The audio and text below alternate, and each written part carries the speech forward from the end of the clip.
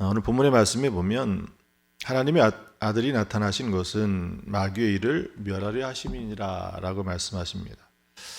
예수님께서 이 땅에 오신 그 목적을 아주 분명하게 우리에게 보여주는 말씀이기도 합니다.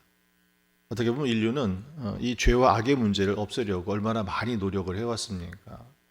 그것이 법과 제도, 또 교육, 또 여러 가지 이 윤리적인, 도덕적인 이런 것들을 통해서 노력을 해왔지만, 그래서 옛사람들도 그렇게 이야기하지 않습니까? 선이, 덕이 아름답고, 그래서 착하게 살면 복을 받고, 또 악은 나쁘고 추하고 우리가 없애야 되는 것이고, 그래서 그 악은 벌을 받는 것이고, 이런 것을 통해서 많이 설명도 해왔습니다. 결국 이것이 도덕적인, 철학적인, 윤리적인 지침이나 가르침이 될 수 있는지 모르겠지만 정말 그것이 우리의 죄의 문제를 해결했느냐라고 하는 거예요. 요한에슬 목사님이 지적한 것처럼 한번 강하게 치밀어 오르는 죄된 욕망은 그 근본부터 해결할 수가 없었더라는 거죠. 결국 이 모든 노력들이 턱없이 부족한 것이었다라는 것을 우리는 너무나, 요한에슬 목사님 시대도 마찬가지고 지금 더 많은 시대가 지나고 더 많은 것이 발전하고 또 더 많은 것이 알게 되었음에도 불구하고 이 근본적인 문제는 해결하지 못하고 있는 것이라는 거죠. 마귀의 일이 무엇입니까? 마귀의 일은 오늘 본문에서 말하는 것처럼 죄를 짓는 자는 마귀에게 속하나니 마귀는 처음부터 범죄합니다. 그 죄가 어디서부터 시작이 됐습니까? 결국 이 땅에 죄의 문제는 아담과 하와가 사탄의 유혹 가운데 죄의 지배 아래 놓이게 되면서부터 그 마귀의 일은 시작이 되었다는 거예요. 결국 그 일로 어떻게 됐습니까? 하나님의 형상대로 지음받았던 원래의 거룩함, 이것은 훼손되어 버리고 결국 우리에게 남은 것이 뭐예요? 죄와 죽음, 죄책과 불안. 결국 이것이 마귀의 일이 되는 거예요.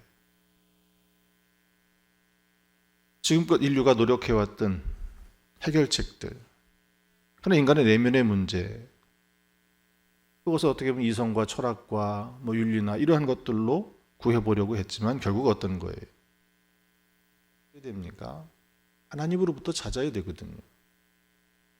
우리 내면으로부터 찾는다 할지라도 어떻습니까?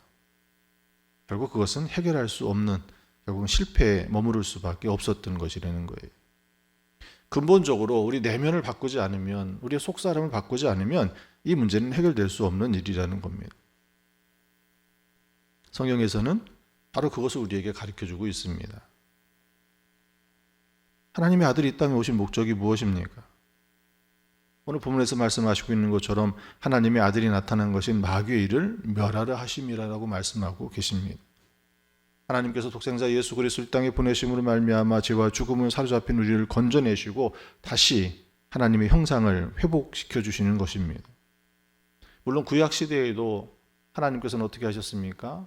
끊임없이 선지자들을 보내시기도 하셨고 하나님께서 친히 인간의 모습으로 우리에게 나타나 주시기도 하셨습니다. 그러나 가장 근본적인 것은 어떤 것이에요? 성육신 사건이라는 거예요. 하나님의 아들인 예수 그리스도가 이 땅에 인간의 몸을 입고 오셔서 완전한 순종과 그 거룩한 삶을 통하여 마지막 십자가의 그 대속을 통하여 우리의 죄의 문제를 해결해 주셨고, 죄의 문제는 바로 그렇게 예수 그리스도 그 십자가만이 유일한 길이었다라는 것을 성경에서는 우리에게 가르쳐주고 계십니다. 결국 우리의 믿음이 무엇인 거예요? 바로 이 복음을 믿는 것입니다. 예수 그리스도만이 오늘 우리의 죄의 문제를 하고 우리를 구원해 주시는 유일한 길임을, 그것이 우리의 믿음이 되어야 되고 그 믿음만이 오늘 우리의 내면의 그 죄를 온전히 해결할 수 있게 되어진다는 거예요.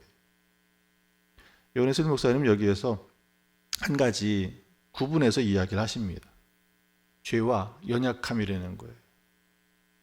죄와 연약함을 구분해서 이야기하는데 어떻게 보면 그 모습은 한 것처럼 보이지만, 그러나 죄와 연약함의 차이는 뭐냐면 죄는 하나님을 거역하는 본질적인 악이라는 거예요. 연약함은 타락한 환경 속에 살아가기 때문에 결국 우리는 그곳에 살아감이 연약함을 가질 수밖에 없다라는 것이죠. 죄의 문제는 이제 예수 그리스도를 통하여서 온전히 해결할 수 있는 길을 열어주셨습니다. 예수 그리스도만 믿으면 그 믿음으로 우리의 죄의 문제는, 근본적인 죄의 문제는 해결돼요. 그렇지만 우리의 연약함은 어떻습니까?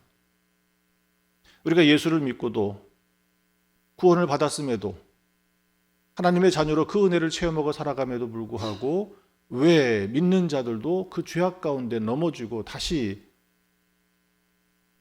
죄된 모습들이 보이느냐라고 하는 거예요. 그것은 어떻게 보면 우리의 근본의 죄의 문제가 예수 그리스도를 통해서 해결되지 못한 그것이 아니라 우리 연약함에 있다라는 거예요. 이 연약함은 어디에서 해결될 수밖에 없습니까? 결국 우리가 그 죽음을 지날 때, 예수 그리스도께서 이 땅에 다시 오시는 그때든지 아니면 나의 죽음이 그 시간을 지날 때 비로소 우리의 연약함은 해결되어질 수밖에 없다는 거예요.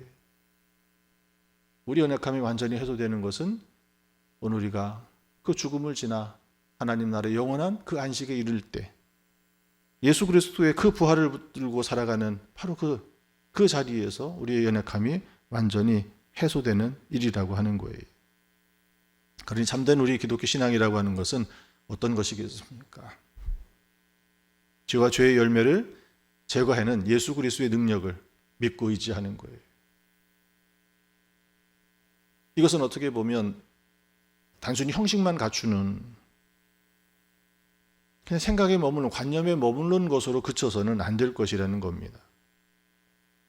예수 그리스도, 그분이 내 마음속에 우리의 삶 가운데 임하심으로 말미암아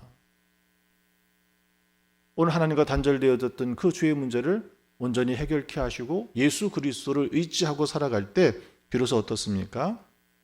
오늘 우리가 온전한 그리스도인의 삶으로 살아갈 수 있는, 그래서 우리는 날마다 그 예수 그리스도를 붙들어야 되는 거예요.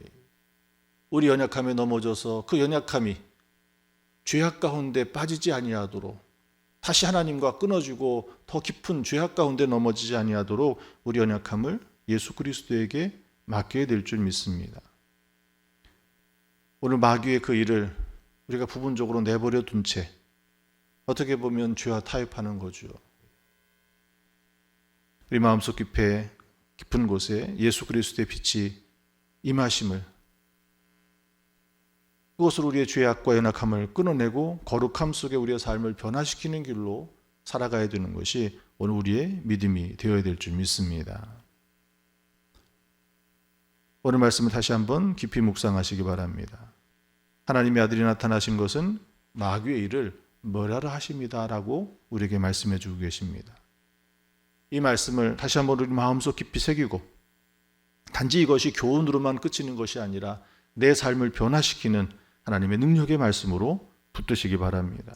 이것이 우리의 불신앙과 교만과 세상의 종교, 이 모든 것을 다 꺾어내고 오직 예수 그리스도를 향한 그 믿음이, 하나님을 향한 그 사랑으로, 그리고 오늘 이 땅을 살아가는 우리의 삶에 그 믿음의 힘이 되어질 수 있는 줄 믿습니다. 우리 연약함, 어떻게 보면 이것이 어려움이고 고난이겠죠. 그러나 이것이 낙심이 되어서는 안 될 줄 믿습니다. 우리가 다시 기억하고 붙들어야 될 것은 예수 그리스도의 부활하심이에요. 그 부활의 믿음을 우리가 굳건히 붙들고 마지막 때 주님이 오시는 그 날을 소망하고 영원한 하나님 나라를 소망하고 살아가는 것이 오늘 우리가 가져야 될 우리 연약함의 자리인 줄 믿습니다. 우리가 이 사순절의 여정을 지내는 것은 다른 것이 아닙니다. 다시 한번 이 죄의 문제를, 우리 연약함을 깊이 묵상하고 그리스도를 통해서 주어주신 그 속죄의 길을 더욱더 확고하게 붙드는 시간이 이 사순절의 시간입니다.